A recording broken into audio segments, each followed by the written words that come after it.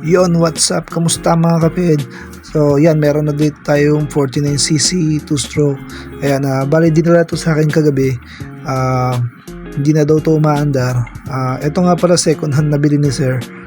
Isang beses niya pa lang to nagamit. Then, hindi niya na nagamit ng sunod-sunod kasi nga nasira na kaagad. So, ayan, tingnan yung makina gumagalaw. Ayan, yung mga bracket niya dito sa ilalim sira na. Ayan, sinapinan na nga ng goma eh. Yan. At yan, sa tingin ko maraming aayusin dito sa scooter na to. Bali, maglalagay ako ng mount sa gitna kasi yung bracket na rito kabilaan basag na.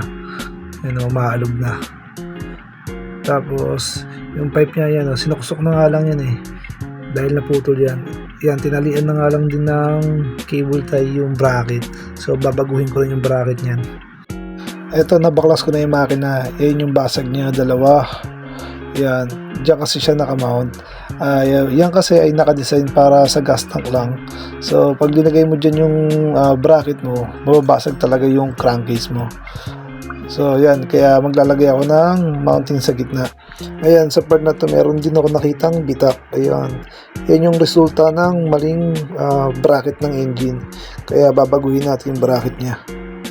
At ayan, una ko naman binaklas yung manifold niya. Ayan, nakita niyo naman sira-sira, singaw yan. So yun, magpapalit ako ng bago. Ito yung kakabit natin.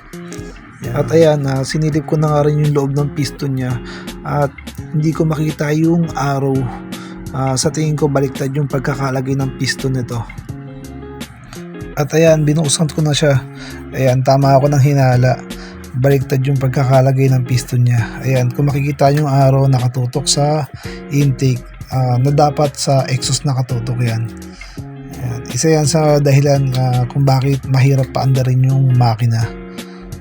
At ayan, naibalik ko na siya. Naitama ko na rin yung piston. Ayan, maglalagay naman ako ng bagong carb. Ayan, bagong carb natin yan. 15mm po yan, stock carb. Para dito sa 2-stroke.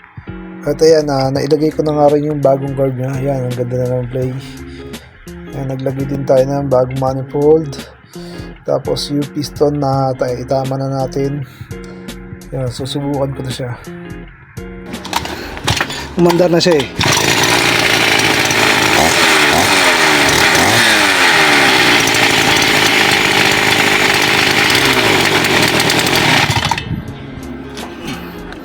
Ayan. Ayan, nakapaglagay na tayo ng engine mount sa gitna. So, hindi na natin ito magagamit. Dati dito siya nakalagay. At doon. So, naglagay tayo ng mounting dito para mas matibay. At ayan, sira na rin pala yung foul niya. Ayan, kumakabis na yung pull start niya. Ito yung pull start niya, durug-durug na. Ayan, magpapalit din tayo nito. Napalitan na natin siya ng full start. Ito yung full start niya. DIY na lang to eh. So, may bago na siya. Then, sprocket napalitan na rin. Ito yung front sprocket niya. 11 teeth. Ginawa kong 20.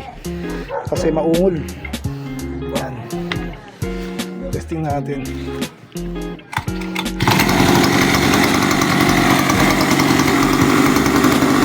Tapos na yung pinagawa sa ating scooter.